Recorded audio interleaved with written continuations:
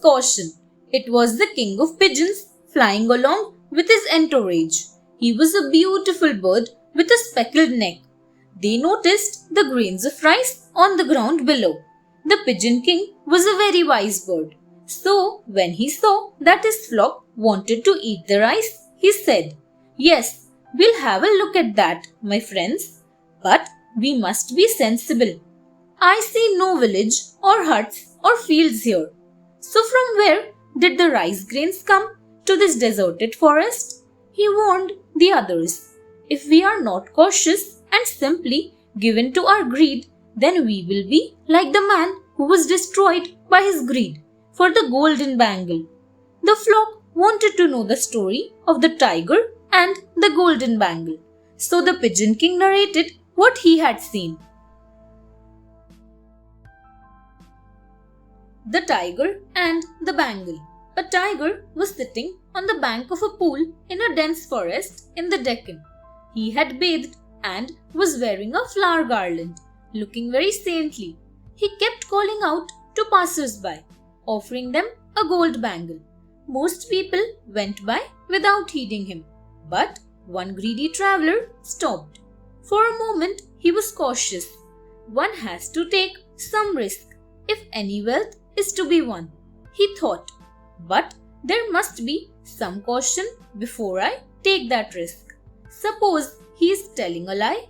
"What are you doing here?" he asked the tiger. "You are a carnivorous animal. How can I trust you?" "I was certainly a carnivorous animal," replied the tiger, "and I killed a lot of harmless animals when I was young. So, as a punishment for my wicked deeds, I lost my sons and my wife." The poor vulture. Every day the cat would visit the blind vulture and eat a few nestlings. Then he would leave their bones and feathers in the vulture's hollow. He would sneak away before the birds returned. When they came home, they found some of their babies missing.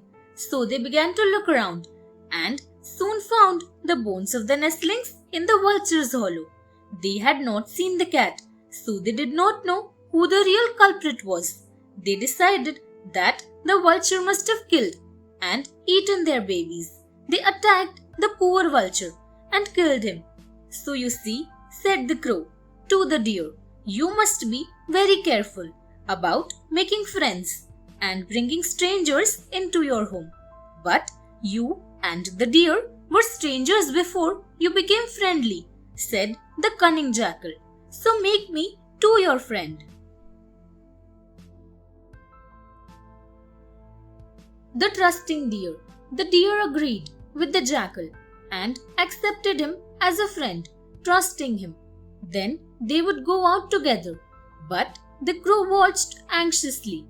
One day the jackal told the deer that there was a field of delicious green corn at the far end of the woods.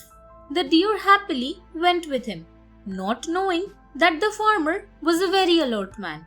He had set traps for animals in his field.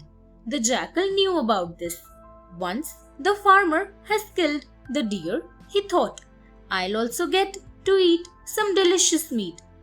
The deer went to eat the corn and was trapped in the net immediately. He called out for help, but the jackal said he could not cut the cords. The crow had meanwhile come searching for the deer. "How are you stuck in this net?" he asked. "I should have listened to you," said the deer sadly. Thanks for watching. Do like, share, subscribe to Sahil Book House.